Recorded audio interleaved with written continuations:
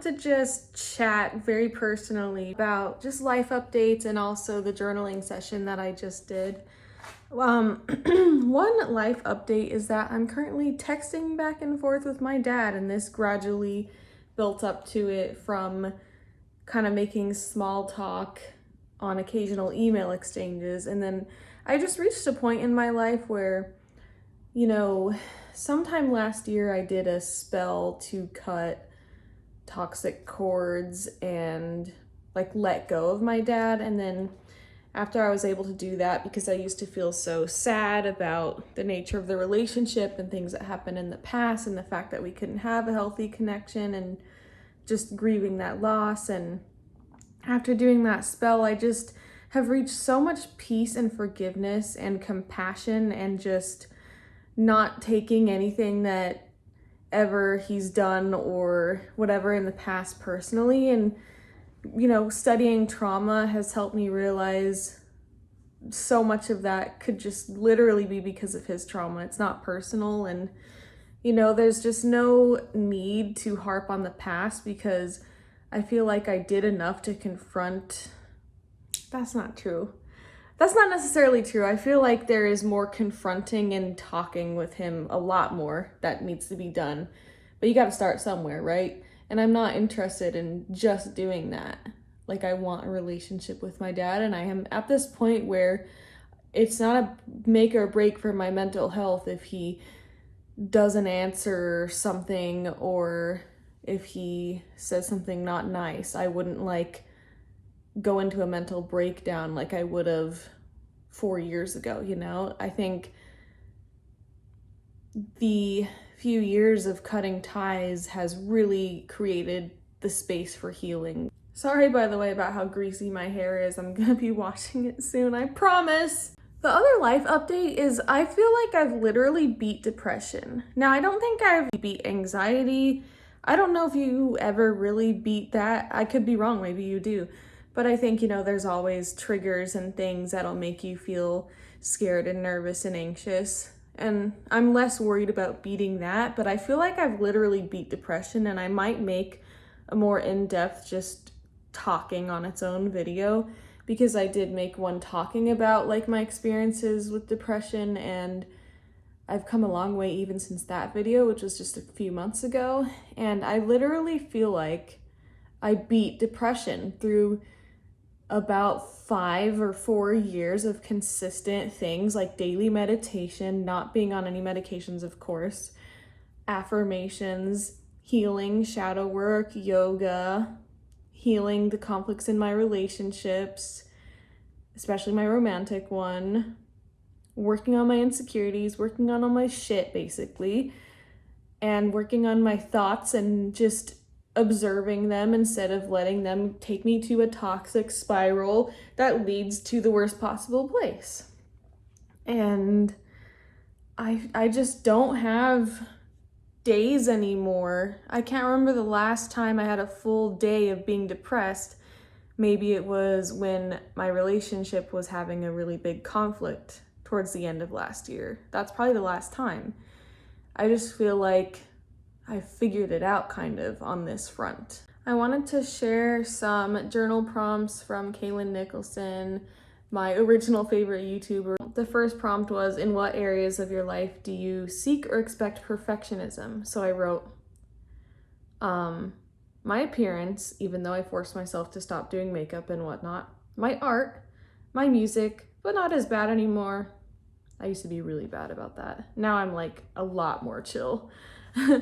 And I feel a lot more just inspired by grunge, which is in itself a genre that is not meant to, and the part of its charm is that it's not perfect. And I found a lot of peace through that. But anyway, my YouTube videos, of course, not so much my vlogs, but on my animal rights channel, my relationship with Keegan, my home and storing my belongings. Like I told you, I've been really obsessed lately with preserving my keepsakes and protecting my art, and this just fear of something bad happening to them or having to abruptly move and something happening to them, and just wanting to feel security in that way, which is probably reflecting of the it's probably like a physical manifestation of the security that I want to feel inside of myself. Being an activist, being ethical, my mental and emotional health, fitness / yoga, mostly fitness, and like my body. My consistency with things, like showing up consistently to playing guitar and whatnot. The amount of time I spend doing things, like how many hours am I spending drawing? My personal growth, being a girlfriend, what I say and how I express myself, and what I present to the world, and not having conflicts with anyone in my life. So Kaylin's next prompt was, how does it make you feel to need to be perfect or for things to be perfect? So I wrote anxious, rushed, like time is running out, not good enough, tension, headaches, knot in stomach, unable to enjoy and let myself loose, or let loose, unable to relax and have a good time, feel like unable to feel like I'm enough, a bit panicked, worried I will ruin things, worried about not being satisfied or being regretful of calling something done if it's not perfect, feeling like hiding at home and not being seen, which often triggers the worst possible kind of thought attacks, although it has improved a lot, I wrote. Bullying myself, being so overwhelmed I can't even do anything, being confused on what and how to do things, being afraid of causing harm, being afraid of running out of time and not making the most out of my life, or being old and regretting not going for my dreams. So I noticed like a huge theme to what's driving my perfectionism is this fear of running out of time, which was very interesting. Like frantically being like, I need to make the most out of my time because I'm running out of time, and like I need, so being afraid of my ability to make certain decisions and commitments, majorly restricting my self-expression and my funny personality. I think I'm funny. Making me hide my body. Basically, it ruins everything. Perfectionism, that is. And it feels like there's a dictator / tyrant over me. It makes my throat dry and tight. And it makes me angry and snappy at others, like my loved ones, in a way that I don't want to be. It makes me irritable. And when I say snappy, I mean just like bad tones. I'm never like verbally abusing anyone or anything like that. Feeling like I cannot take a break and neglecting to take care of myself, or like feeling like I don't deserve to take care of myself, or there's no time to take care of myself, or just I'm too obsessed with what I'm doing to take care of myself. And so the next question was, how do you react to that feeling? And again, I elaborated, I become irritable and disconnected from loved ones, or snappy with them, even seeing them as a distraction, or sometimes even blaming them for some aspect of something going wrong. Obviously, how I react depends so much on where I'm at in my menstrual cycle, which has been a theme lately, as you've heard. And this phenomenon is so much worse the week before my period. Wanting to hide, negative self-harming thought spirals, wondering the point of life, existential crisis, neglect and not taking care of myself, doubling down and obsessing, throwing out all other plans as well as rationality, LOL, to solely hyper-focus and obsess on trying to make the thing perfect, or hyper-analyzing everything that's wrong to confirm a bias that said thing is awful, disgusting, ugly, etc. It's a fun time, truly. Rage quitting, no longer enjoying something I used to love, ruining it. It's the opposite of bliss and peace. So basically, perfectionism literally ruins everything. And Kaylin ended up saying, you might think, if I beat myself up, I'll get better work out of myself. But ask yourself, does that work in any other area of your life? If your boss beats you up, do you work any better? Maybe you might work harder, but is the work any better? Are you enjoying yourself? Are you enjoying your time on this earth? Are you enjoying any of it? No. So why would you expect it to be any different if you do it to yourself? The next question was, why do you need to be perfect slash, depending on what it is, why do you need the thing that you've made or done to be perfect? So I wrote, to feel safe for sure, so I can be at ease, so my loved ones will stay, so Keegan will stay with me, so I'm not mean to myself. The irony, lol. So no one can bully me or invalidate me or poke holes in what I'm doing or mock me, perhaps. So I don't run out of time and have regrets, so I don't feel inadequate compared to others. So I can celebrate others rather than being envious, feel threatened or jealous. To feel good enough for things to have a point. To have permission to do what I want. To not bother or harm anyone or cause conflict. A perfect or good enough appearance, or let's face it, an appearance that I would feel is, quote, better than other girls, is a huge feeling of safety and security. Feeling like my art needs to be perfect because one day I'll be gone and that's what's left behind. My music needs to be perfect so I don't get mocked, but again, I've really improved that. My YouTube videos need to be perfect because I don't want to harm anyone and the weight of the animal's suffering is on my shoulders, although I know whether people go vegan or not is not on me consciously. My relationship has to be perfect so I know it's the right one and won't end, so I can commit fully and not have impending abandonment or what if I chose the wrong person thoughts. And being afraid of missing out on all of what movies and whatnot have promised exciting the one love to be. My home has to be perfect so I don't lose my keepsakes and art in any way, not so much cleanliness or how it looks. The fear of losing important things by abrupt or unexpected moving, which I've had a lot in my life, especially in my childhood. I have to be a perfect activist because it is very much in the public eye. In the public eye can be very mean. And I can't let the animals down by someone saying, what about blah, blah, blah, and I'm not perfect about that issue. So then they feel like they think they don't have to be perfect as far as going vegan. And if I don't look good, then I'm not a proper advertisement for making people want to go vegan. I have to be perfect at being ethical because, for reasons I already mentioned, and because I just don't want to cause harm. I have to be perfect with my mental and emotional health because I don't want to suffer and I don't want to make others suffer or ruin my relationships or put stress on my body or waste precious time.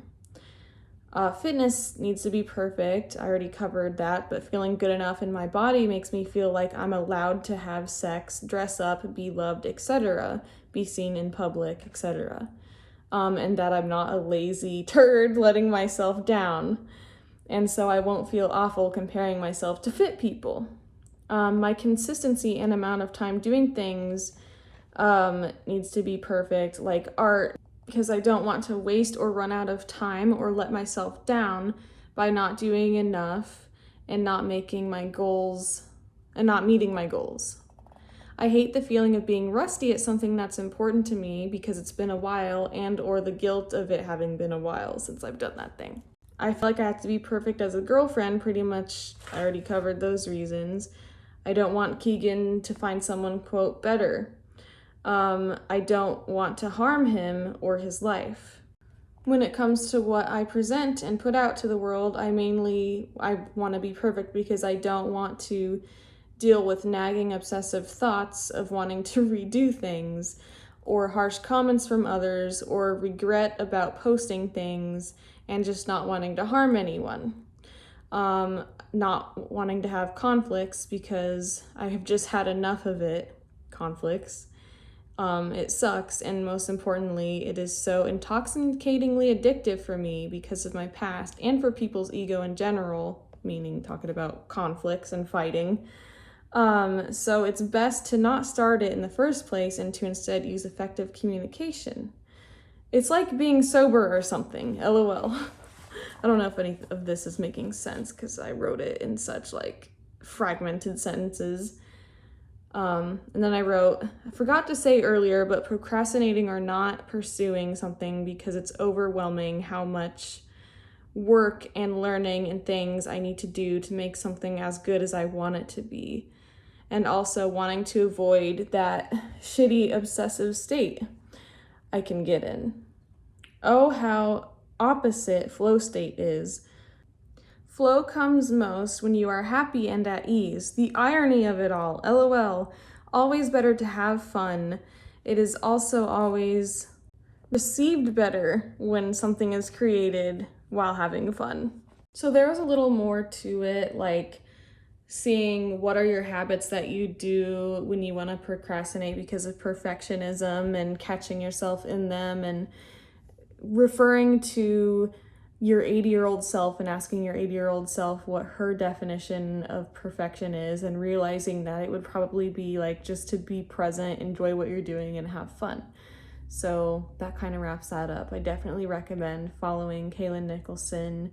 It's great because this time, like 2 years ago, when I was like still sort of fresh in my new relationship, the light of unconditional love was shining light on so many of my insecurities and shadows, and I just was like fighting depression and fighting every day to just be okay.